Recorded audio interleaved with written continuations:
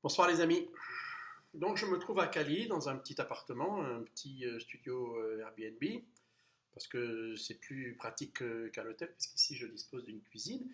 Et justement, ce soir, je voulais rendre un hommage, mon hommage, le mien personnel, à Samuel Paty et à toutes celles et à tous ceux qui souffrent et qui vont souffrir plus tard de l'obscurantisme. Et donc pour ça, eh bien, j'ai décidé de... Voilà. Alors c'est un vin chilien, que j'ai payé relativement cher pour ici, mais enfin bon, c'est pas grave, c'est un vin rouge. C'est un, c'est un petit morceau de fromage, petit morceau de fromage parce que j'ai pas trouvé de camembert. Et voilà avec quoi je vais manger ce soir. Voilà, ça va être mon repas du soir en hommage à Samuel Paty. Alors je ne fais pas ça contre les musulmans, puisque ça n'a aucun intérêt de faire les choses contre. Non, non, il faut faire les choses pour. Je ne fais pas ça contre la religion musulmane ou contre les musulmans, et je ne dis pas ça parce que j'ai peur de qui que ce soit ou de quoi que ce soit. Non, non, je mange ça parce que j'aime ça. Parce que j'aime ça. Vous voyez, ça c'est moi. Une tranche de saucisson, une petite peu de vin rouge, un peu de fromage, voilà. Je vais terminer vraisemblablement avec des petits morceaux d'ananas. Voilà, ça c'est moi, ça, j'aime ça. Voilà, j'aime ça. Alors je le fais. Alors je le fais. Et vous comprenez, je vois, hein, je vois LCI, je vois CNews, je vois France Info, je vois Midi Libre, j'entends tout ce qui se dit, tout ce qui se fait et tout ce que les hommes politiques, passés, présents et certainement futurs, sont en train de dire. Et je ne me retrouve pas, absolument pas là-dedans, quoi. Je me retrouve absolument pas là-dedans. Quoique, il y a encore il y a quelques députés qui ont décidé de se lancer peut-être dans une réforme, enfin en tout cas, qui ont essayé de demander une réforme de la Constitution. Bon, moi c'était mon postulat de départ, je vous le rappelle. Et, et je vois des anciens ministres, des anciens premiers ministres, qui ont été aux commandes et qui n'ont rien fait et étaler leurs trucs sur les plateaux de télévision et de radio. Je trouve ça pitoyable et pathétique. Donc, je pense qu'il faut attaquer les choses par le bon bout, quoi. Et là, on n'y est pas du tout. On raisonne encore. C'est ce que j'appelle la France moisie. C'est la France qui est sur le déclin, la France qui est moisie et qui résonne de façon parfaitement et complètement moisie. Alors, dire on va foutre les musulmans dehors, etc., etc., ça n'a aucun sens, ça n'a aucun sens. C'est, c'est pas comme ça qu'il faut procéder. C'est sûrement pas et surtout pas comme ça qu'il faut procéder. Est-ce que vous vous rendez compte que le ministre de l'Intérieur, c'est-à-dire celui qui gère la police, le ministre de la police, c'est aussi le ministre des cultes. Enfin, vous comprenez bien que ça ne peut pas marcher, ça ne peut pas aller. Et d'ailleurs, je me demande même pourquoi on a un ministre des cultes dans une république laïque. Pourquoi est-ce que nous avons un ministre des cultes? Je ne comprends pas.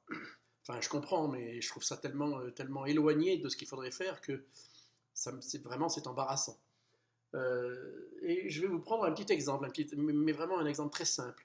Vous êtes en voiture et la voiture qui est devant vous freine brutalement. Vous freinez aussi, mais trop tard, et vous lui rentrez dedans. Et ben, vous pouvez aller devant les juges, devant les juges, vous pouvez faire ce que vous voulez, vous avez tort. Vous avez tort parce que vous y êtes rentré dedans par derrière, d'une part, et d'autre part parce que vous devez être maître de votre véhicule en toutes circonstances. Et donc vous avez tort. C'est même pas, on n'en discute pas. Vous avez tort. Voilà, c'est comme ça. Eh bien voilà, c'est exactement cela qu'il nous faut. Il faut des choses qui soient claires. Notre constitution n'est pas claire. La loi sur la laïcité, c'est pas clair. L'école, c'est pas clair. On peut pas, on peut pas décider que les choses vont aller mieux avec une situation de départ qui est glaiseuse, pour le moins glaiseuse. Et donc, euh, et donc ce n'est pas contre les musulmans ou contre la religion musulmane ou contre la religion chrétienne ou juive ou bouddhiste ou je ne sais trop quoi d'autre qu'il faut que nous luttions. C'est contre nous-mêmes. C'est le premier, la première chose à faire, c'est dire ce que nous sommes et ce que nous voulons. Et on s'en fout de ce qu'on ne veut pas. Et on s'en fout de ce qu'on n'est pas. Parce que lorsque vous savez qui vous êtes et ce que vous voulez, ben, les autres, ils plient ou ils ne sont pas avec vous. Ils plient ou ils ne sont pas avec vous. C'est comme ça, vous êtes rentré dedans par derrière, vous avez tort. Voilà, ça ne se discute pas. Et ben voilà, il y a des choses comme ça qui ne devraient plus pouvoir se discuter. Et lorsque je vous ai dit que je voudrais que mon pays devienne le pays de la femme, je sais qu'il y en a beaucoup qui ont souri, qui ont dit oui, c'est une idée farfelue, etc. Mais pas du tout. Pas du tout. Parce que la femme, c'est le levier de l'avenir.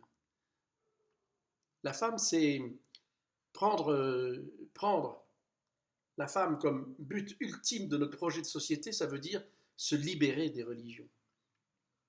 Ça veut dire effectivement se libérer de nous-mêmes aussi, mais ça veut dire surtout se libérer des religions. Voilà, dire qu'en France, tout ce qui n'est pas dans le droit fil d'une parfaite, d'une totale égalité des droits, n'existe pas. Est-ce qu'une femme a le droit de devenir pape? Est-ce que les musulmans hommes mettent un foulard? Tout ce qui est contraire à une parfaite égalité de droits entre les hommes et les femmes, ça n'existe pas.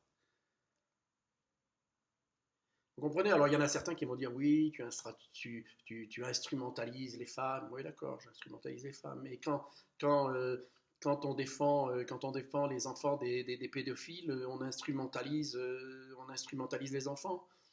C'est idiot, vous comprenez? C'est idiot. Par contre, dire qu'effectivement ça va changer complètement notre société, ça, par contre, ça, si vous y réfléchissez un peu, ça commence à devenir un peu plus intelligent comme réponse. Parce qu'effectivement, il y a tout un tas de choses qu'on ne pourra plus se permettre. On ne pourra plus se permettre. Une association, un lieu de culte qui met des différences entre les hommes et les femmes, ça n'existe pas, c'est interdit. Ça n'a pas le droit. C'est réprimé par la loi. Vous rentrez dans la voiture de devant parce que vous n'avez pas fait attention, là, vous n'avez pas à discuter, vous avez tort, et ça ne se discute pas. Vous comprenez? Ce que je suis, ce que je veux, ce que je veux devenir, ça ne se discute pas. Ça ne se discute pas. Ce que nous sommes, ça ne se discute pas. Nous sommes ça. Encore faut-il effectivement le dire. Encore faut-il asseoir cela dans notre propre gène sociétal. Et puis je voudrais dire aussi une chose sur Jean-Luc Mélenchon. Je pense que le jour où les chiens voteront, je pense qu'il passera ses journées à leur sentir le derrière. C'est tout ce que je ne veux pas être, c'est tout ce que nous ne voulons pas devenir. Et, euh, et tous les gens qui sont contre au lieu d'être pour, tous les gens qui désignent un ennemi parce qu'ils n'ont pas suffisamment réfléchi à la question, il faut que vous vous en éloigniez. Et il faut que effectivement, il faut qu'on en revienne à des choses tout à fait claires, tout à fait sereines. Voilà, la France, c'est ça. La France, c'est l'absolue égalité des droits entre les hommes et les femmes. La France, c'est le droit de penser, de dire, d'agir.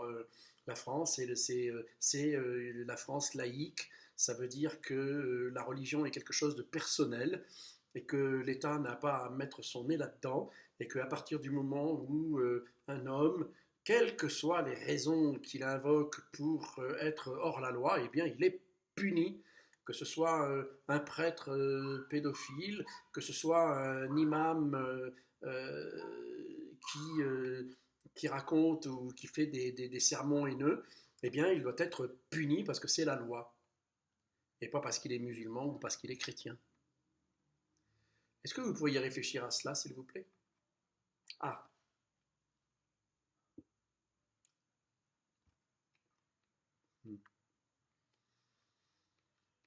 c'est pas le saucisson de Lozère ou d'Ardèche, on est bien d'accord. Mais quand même, c'est un petit tiers de pays qui n'est pas.